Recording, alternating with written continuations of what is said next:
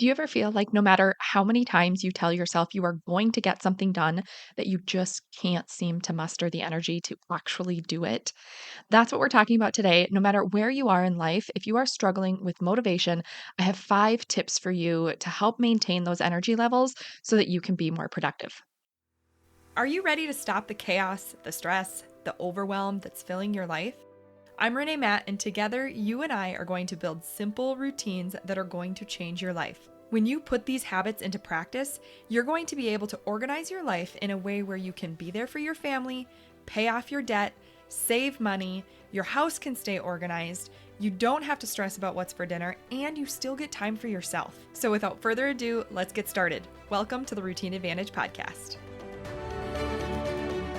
This episode was actually inspired by a listener who emailed me and we went and exchanged emails, but this I wanted to bring on the podcast because I think it is so relevant. So this was from Sarah K, and she said, "Hi Renee, I love your podcast and find myself going back to old ones for motivation or just comforting background noise. Not all of the topics pertain to my life, but I still enjoy your insight. One thing about me that is probably different than a lot of your other listeners is that I live alone. So although I'm not quote unquote busy, I still find myself having a hard time keeping up with housework and everything else that you talk about. My main issue, I would say, is having enough energy after work to keep a steady routine. I'm always like, I'm going to do this, I'm going to do that. And then I end up too tired. So, long story short, my idea for some topics to touch on would be maintaining a healthy energy level and also talking about the people who don't have a busy family life, but are still trying to balance the work, home, and personal aspects. Just wanted to let you know that a single 37-year-old is here listening. Thanks for keeping me company."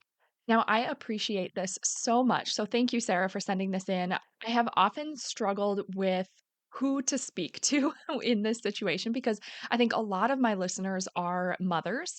And I know that a lot of times that if you have a lot of kids, that you're probably thinking, I can't take advice from somebody that is married, working full time, and building a business and no children. So those are very different types of lives. But what I have found is that so many of us are still dealing with very similar things, even if our lives don't look the exact same. Because you're writing in saying that you are single, you live alone, and you're still struggling with the same things that I do sometimes. And I still struggle with the same things that mothers of, 5, 10 children are struggling with too, or one child. All of us are dealing with things in our lives that we have to keep organized. We have to have the energy levels. And while we don't have lives that look the same, I think we all struggle with trying to get the motivation, trying to get the energy because we might not be busy with the same things, but all of us have busy lives. And I was actually recently talking with somebody that I'm very close to, and she has lots of kids, and I had mentioned that it does look different, and that is something that I feel bad because I don't necessarily talk specifically to mothers because I'm not a mother and I don't feel qualified to do that. But she was like, "But you are busy in your own way, and just because it's not the same busyness does not mean that." You're less busy than I am. And it made so much sense. It's like we're all in this together. I think we can learn from each other. I think we can benefit from listening to each other, even if our lives don't look the same. So I'm glad that you wrote this in. I'm glad that I do have a lot of mothers listening. I'm glad I have single people listening. I'm sure I think I have men listening too. Like that's what's on the algorithm or the algorithm analytics, I should say. So I think we have a variety of people listening. And even though I'm talking specifically to overwhelmed women that are trying to get their life organized, because that's what I relate to, that's what I have been through, that's what I can speak to, that doesn't mean that nobody else is welcome here. If you think that this podcast is a benefit to you, then I am so happy you're here. And I'm glad you're here because I want it to benefit whoever it can benefit. So just because I don't specifically speak to who you might be, that doesn't mean that I don't want to help you. It's just, I have to pick something. They always say you have to pick who you're talking to, and I just chose to talk to overwhelmed women and left it at that because that makes sense for me. But if you're here and this is helping you, and even if you aren't in that niche, that doesn't mean that you are not welcome here. So I'm glad you're here and thank you for sticking around.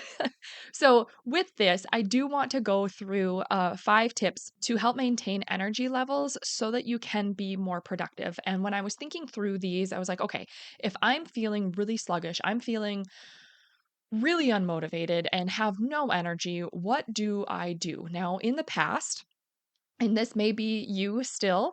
In the past, I used to get really upset with myself. If I didn't have the energy, I would just push through and power through and just keep going because I felt like I was always falling behind and I would just keep pushing myself and I would get more tired and more crabby and I would just be completely drained and never feeling like I could actually get through the things that needed to be done, even though I felt like I was always doing something, and it just never felt like I could catch up. And that has since changed in the last several years because I have shifted how I do things, how I look at things, my whole mindset around it, and it all boils down to the routines I have in place. And that is why I am so passionate about sharing them with you because they have made such a big difference in my life. And I think that they could make a big difference in your life if you have not implemented these, no matter where you are, whether you have kids or not, whether you live alone or not. I think these are really critical things to have in place. So, my first tip is to plan ahead. And this one, if you are busy and feeling like you have no energy, planning ahead is probably not going to sound very enticing, but it is so important. And the reason it's important is because it's kind of twofold. We want to make sure that we are planning ahead so that we know what is coming so that we don't have to think about it so much. We can look at what our plan is for the week ahead and we can just relax knowing that certain things that need to get done, we don't need to think about those today because we have already made time for those to be done on Thursday.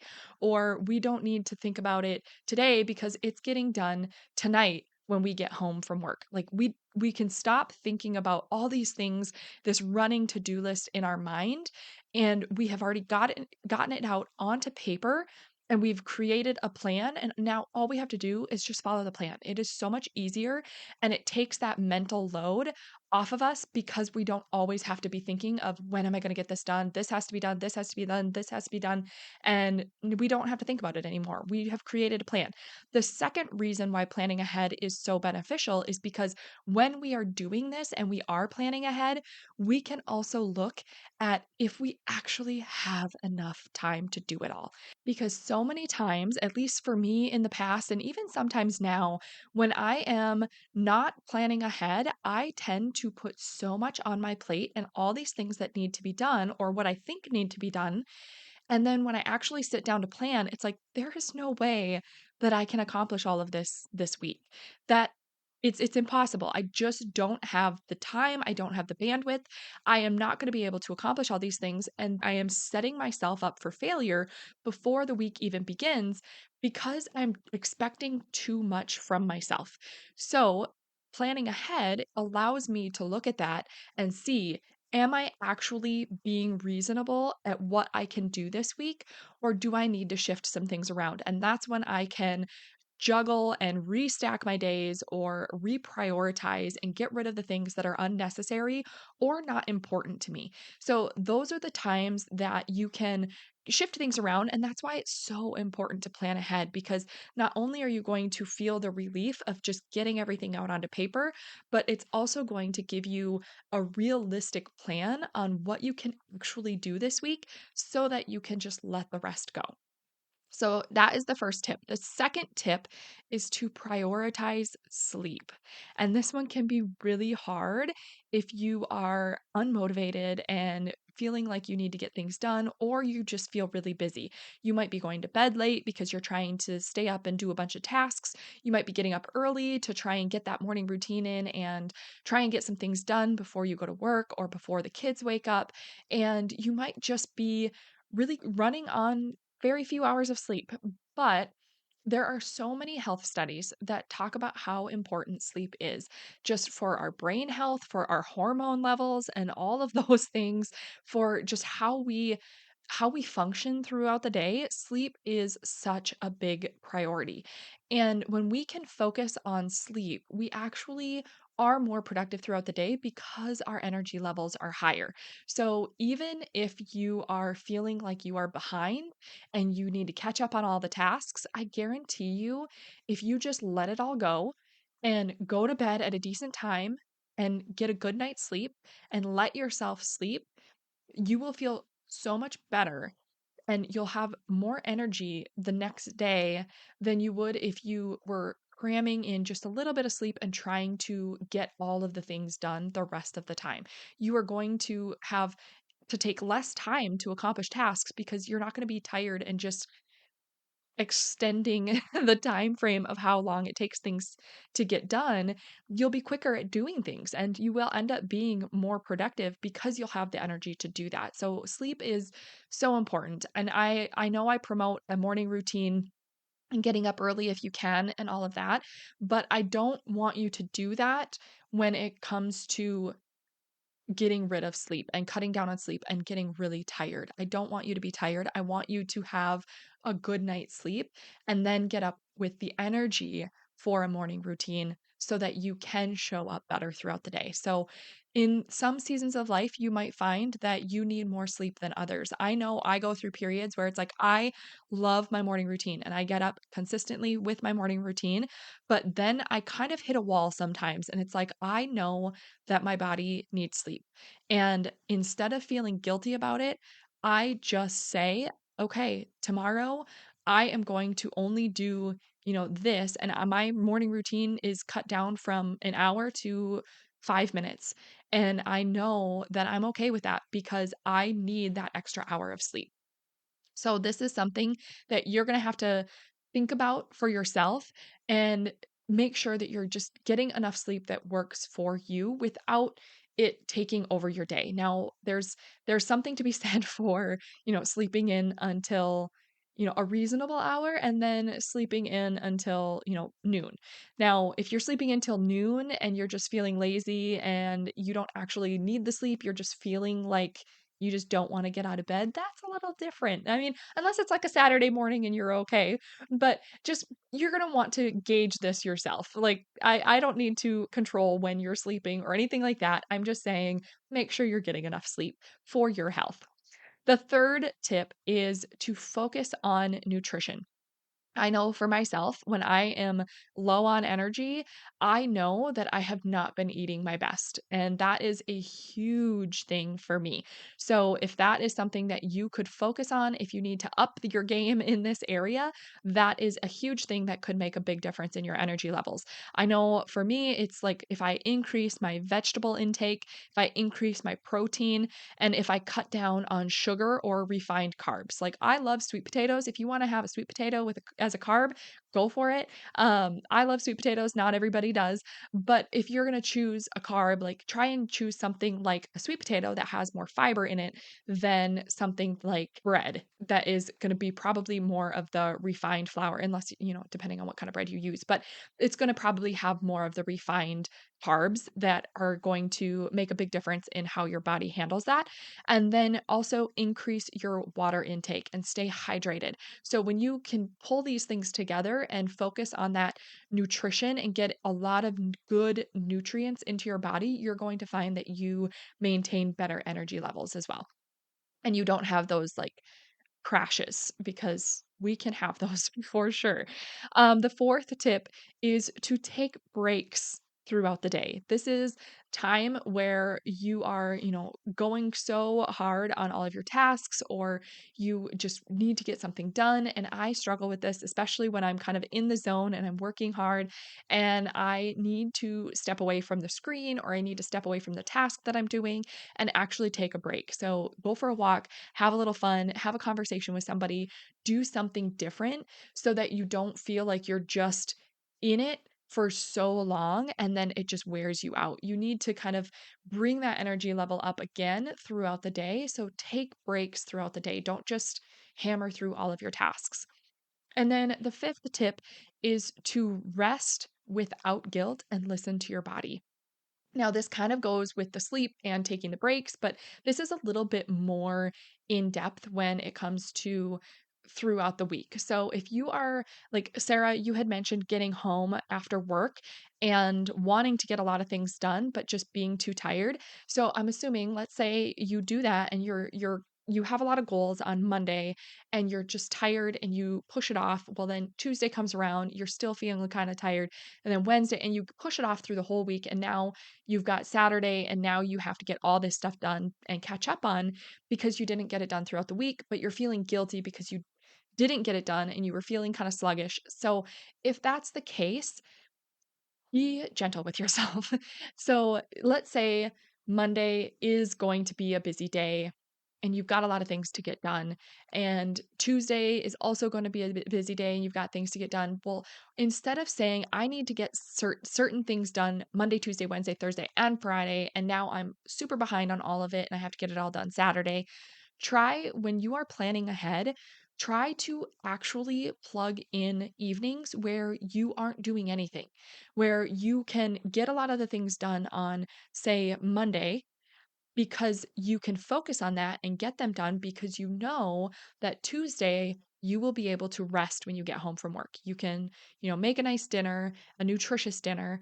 You can, have some tea at night if you want to. You can curl up with a good book and you can just take time to relax and enjoy life. And then on Wednesday, maybe you've got some more priorities to get done. And then Thursday is a relaxing day. So maybe that doesn't work for you. Maybe it will, but that's something that is helpful for me if I know that I have time scheduled in to just chill with my husband or do something that is fun for me or go out and have a sister's day. I have a couple of sisters that live close to me, so we plan a sister's day or a sister's night every month to make sure that we're getting together and doing something fun, and that is something that is important to me. So it's like if we are planning these times to do something fun and to just relax or do absolutely nothing, I am more likely to get the things done during the times that I have them scheduled for because I'm looking forward to doing absolutely nothing during those times and not focusing about all the things that need to get done. So that helps me a ton, and I have to listen to my body. I haven't talked about it much on the podcast, but I have major hormone issues and I have for many years apparently. And I have an autoimmune disease and it does take its toll on my body. But if I can focus on these things and I'm getting enough rest, I'm getting good nutrition, I am taking breaks, and I'm not pushing myself to the max, I am actually more productive and I get more done because I'm taking the steps to do it. I'm planning ahead, I'm plugging in those routines that I need that are important for our life, those five foundational routines, especially. I'm creating the habits for the life that I want, and I'm also making sure that I am resting and I am taking time to just enjoy life. And I think that is a huge thing when it comes to energy levels. We don't always have motivation. They always say you don't have motivation, you have consistency. And I think that is, or something to that effect. That's not the actual quote, but it's something to that effect. Like you will never have motivation all the time, but when you can build a life that is consistent, you will be able to make progress. And that is so important. And I think one of the big reasons why routines and habits and creating these systems in our life is so important because it does help us. It helps us to stay organized, it helps to reduce that stress, it helps to increase the time that we can rest, and it helps us to actually create time to enjoy life. We were not created to just work. We were created to live our lives for the glory of God. And if we are just constantly dragging ourselves down and being hard on ourselves and not feeling like we're living up to the level of production that we're supposed to be, then it's going to be kind of a sad life. And we don't want to be doing that. We want to be able to enjoy life.